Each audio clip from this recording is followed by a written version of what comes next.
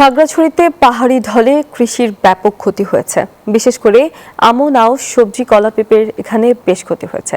খাগড়াছড়ি থেকে বিস্তারিত জানাচ্ছেন সহকর্মী জহুরুল আলম। জেলা সদরে এবারে ব্যাপক বন্যা হয়েছে। ব্যাপক বন্যায় এখানে পাহাড়ি ঢলে কৃষকদের ব্যাপক ক্ষতি হয়েছে। বিশেষ করে আমনের যে বীজতলা ছিল সেই বীজতলাগুলো নষ্ট হয়ে গেছে।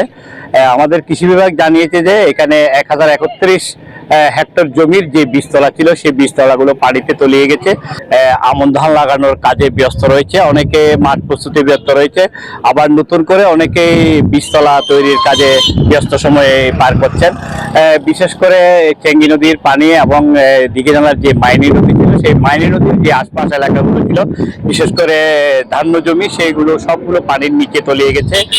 গত 7ই জুলাই থেকে প্রায় এক সপ্তাহ কাল ভারী বর্ষণের ফলে এই অবস্থার সৃষ্টি হয়েছে।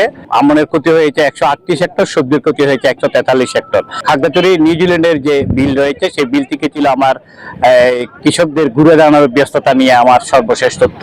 আমি ফিরছি স্টুডিওতে।